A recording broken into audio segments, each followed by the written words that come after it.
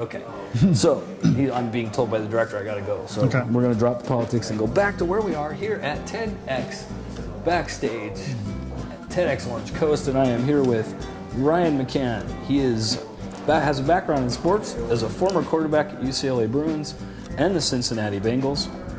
And it says here your career was cut short with a shoulder injury? Yes. So tell me a little bit about how you left sports and what you're doing now. Well, it did come to an abrupt end with the injury with the Bengals. So I came home, had surgery, and I knew that football wasn't what I was supposed to be doing. It just didn't feel right anymore. I didn't feel like, it just didn't feel right. You know, I knew I was done. I said it was my goal to make it to the NFL. I didn't say how long I wanted to stay. Right. So I made it, and that was enough. And I knew there was other things that I wanted to do and explore. I didn't know what. But once I found my way, I always found myself in the art studio making art. And just finally a manager said, why don't you just go do that? And it kind of took that for me to say, oh, that's an option, you know?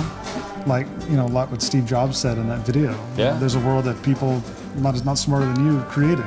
Yeah. So you can create whatever you want. Well, and it takes bravery to give up something you know and move on to something you don't. Sure. You know, you spend your whole life doing one thing, you know, playing quarterback, and then when that's over, it's like, okay, now what?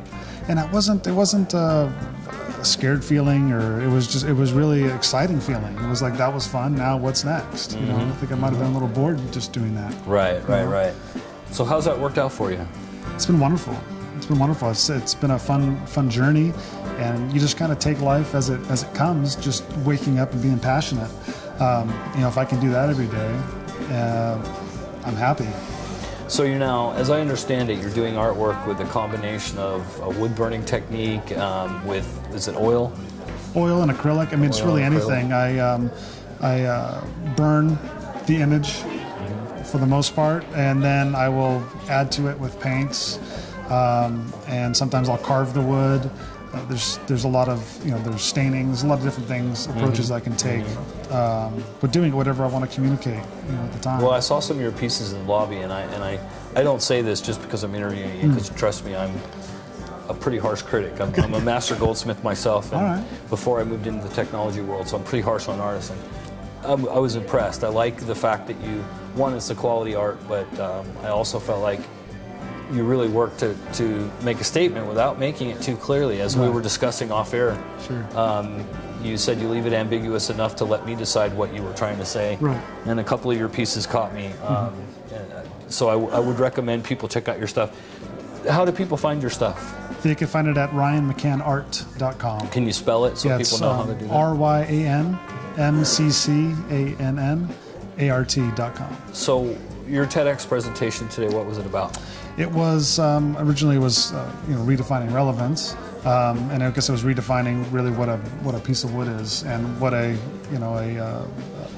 torch and a propane tank from your barbecue, and what else that can be.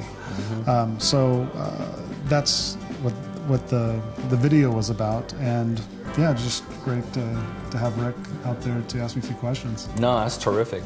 You know, it's interesting that I always say that there are a few arts that actually improve upon nature, and one of them is the kind of stuff that you're doing, because, you know, trees are beautiful on their own, but if you can take a piece of wood and burn it and throw some paint on it and turn it into something interesting and beautiful, that to me is an improvement. Sure.